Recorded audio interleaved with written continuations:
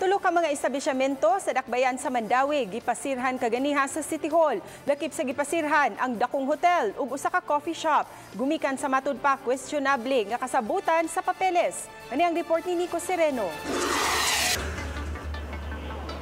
Pasado alas 9 kaganihang buntag, midiretso sa may Mantawi Drive sa North Reclamation Area ang mga personahe sa Mandawi City Legal Office. Kini aron iserve ang closure order sa tulo ka mga establishmento sa dakbayan.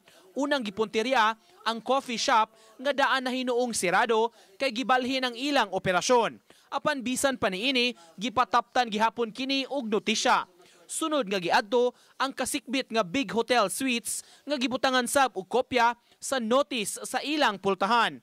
Nataod-tauran ang mga personnel sa opisina sa Big Hotel kay gipaabot pa ang ilang abogado. Nasayran nga ang luna nga gibarugan sa hotel iya sa dakbayan o gipaabangan sa usa ka hardware. Apan ang hardware may kasabutan nga gipirmahan tali sa lain nga korporasyon nga maoy gipaduma sa luna. Gikwestiyon sa syudad ang deed of assignment nga matud pa anomaloso kay walay pagtugot sa konseho kaniadto. Gani matud pa bisan ang Commission on Audit may negatibo nga komento sa maong transaksyon. The COA also found nga irregular, anomalous, and unauthorized ang deed of assignment because there was no proper authority.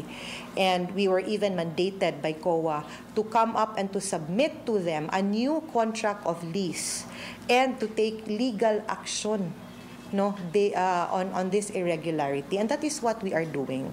Laing gihimug-atan sa syudad ang balor sa transaksyon nga matud pa maalkanse ang gobyerno. Og ato man gud nang i-compute ang 25 million nga transaction nila, i-compare nato to how much the city is only receiving from the transaction. It is highly disadvantageous to the city. The city is only getting 12 pesos per square meter. So matotal ana niya mga 3 million ra. Tungod kay walay balido nga contract of lease, wala giaprubahan sa City Hall ang business permit sa hotel.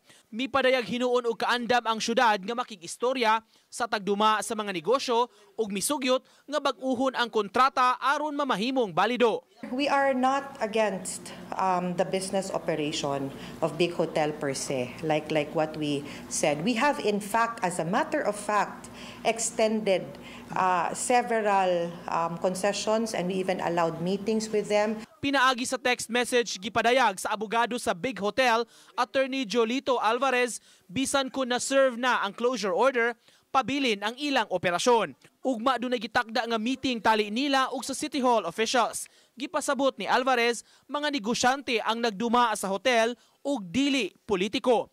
Ilang gikasubo nga naligsan sila sa binuhatan sa mga politiko.